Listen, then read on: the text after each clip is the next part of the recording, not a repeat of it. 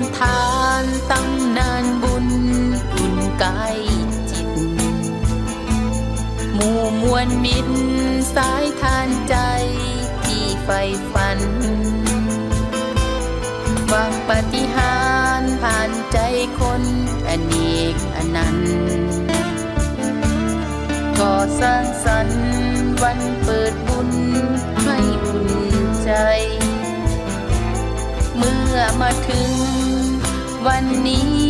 ให้นำพา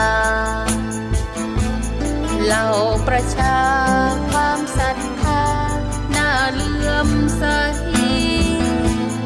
เมตตาธรรมน้อมนำจิตพร้อมก้าวไปเริ่มต้นใหม่ชีวิตคนหลากล้นพลังหวังปาฏิหาริย์ผ่านศรัทธามานานเนิ่นจะก้าวเดินช่วยผู้คนไม่หยุดยั้ง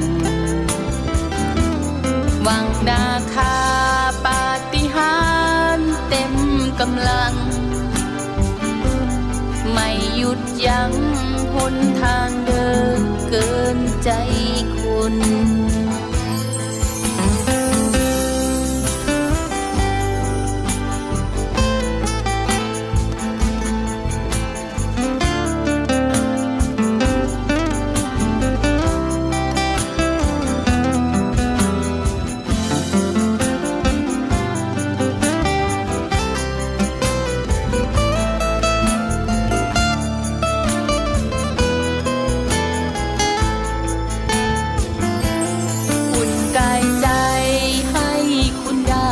เป็นที่หนึ่ง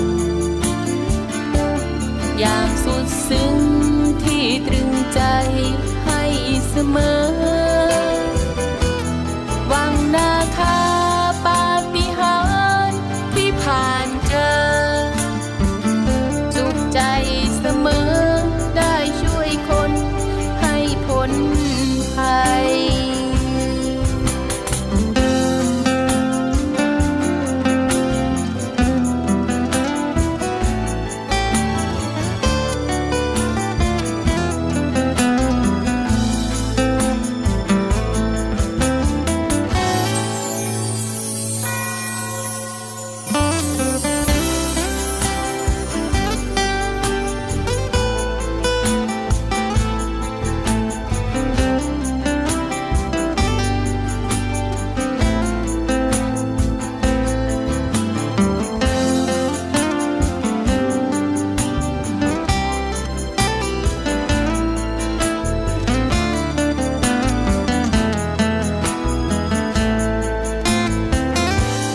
บนพื้นฐานตำนานบุญ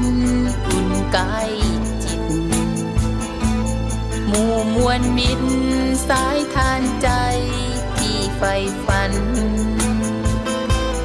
หวังปาฏิหาริย์ผ่านใจคนอเนกอนันต์ก่อสร้างสรรค์วันเปิดบุญให้อุ่นใจเมื่อมาถึงวันนี้ให้นำพา